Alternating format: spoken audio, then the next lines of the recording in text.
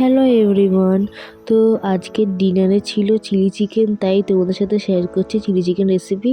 তো ফার্স্ট থেকে দেখে নাও কী করছি। ফার্স্টে আমি ছোটো ছোটো কিউব করে চিকেনগুলো কেটে নিয়ে একে অ্যাড করলাম গোলমরিচ গুঁড়ো, একটু ভিনিগার, একটু রেড চিলি সস, একটু সয়া সস, একটু চিলি সস, 3টে সস দিয়ে দিলাম। তারপর এখানে একটু 2 চামচ আদা বাটা রসুন বাটা অ্যাড করেছি। তো তারপর এখানে আমি গুঁড়ো মশলার মধ্যে দিয়েছি গুঁড়ো লঙ্কা আর একটু জিরে গুঁড়ো।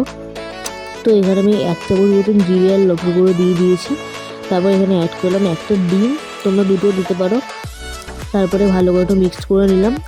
তারপর এর মধ্যে অ্যাড করবো আমি একটু কর্নফ্লাওয়ার। তো এখানে আমি রেখে দিয়েছিলাম মাখিয়ে আধ ঘন্টা। তারপর এখানে কর্নফ্লাওয়ার একটু বেকিং সোডা দিয়ে মাখিয়ে, তারপর একটু আমি লাস্ট নুন দিইনি, তোমরা দেখতে পাচ্ছ আগে থেকে দেখতে পেয়েছি নুন দিইনি, এখন নুনটা দিলাম। তারপরে কড়াইতে তেল গরম করে নিচ্ছি।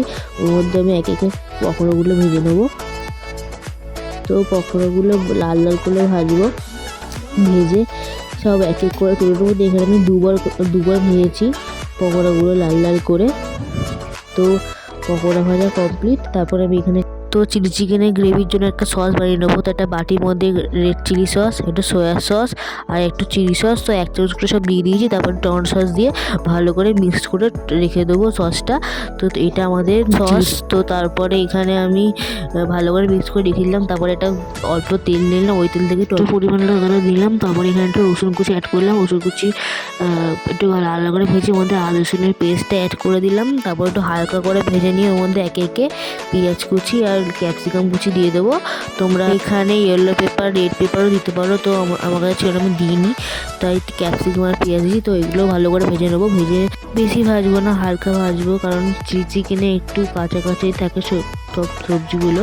তো তারপরে আমি এখানে একটু দুটো কাঁচা লঙ্কা অ্যাড করেছি। তারপর আমি এখানে একটা বাটির মধ্যে কর্নফ্লাওয়ার গুলে রেখে দিচ্ছি চিকেনের গ্রেভির জন্য। তো তারপরে আমি এখানে ভাজা হয়ে গেছে, একটু গোলমরিচ গুঁড়ো ছড়িয়ে দিলাম। তো তারপর একটু নুন দিয়ে দিলাম পরিমাণ মতন। তারপর যে সসটা বানিয়ে রেখেছিলাম ওই সসটা আমি দিয়ে দেবো। দিয়ে একটু ভালো করে নাড়াচাড়া করে নেবো, ভালো করে একটু সবার সাথে সসটা মিশিয়ে নেবো। তারপরে এখানে আমি একটুখানি হালকা কষিয়ে জল দিয়ে দেবো পরিমাণ মতন। তো তোমার এরকম ড্রাই চিলি চিকেন খেলে একটু অল্প জল দেবে, একটু গ্রেভি থাকলে একটু বেশি জল দেবে। তো এখানে পকোড়াগুলো দিয়ে দিলাম। পকোড়াগুলো দিয়ে আমি যেই কর্নফ্লাওয়ারগুলো জলটা রেখেছিলাম ওটা আমি এবার দিয়ে দেবো, যাতে একটু থকথকে হয়। তারপরে আমার সব ভালো করে মিক্সড করে নেবো।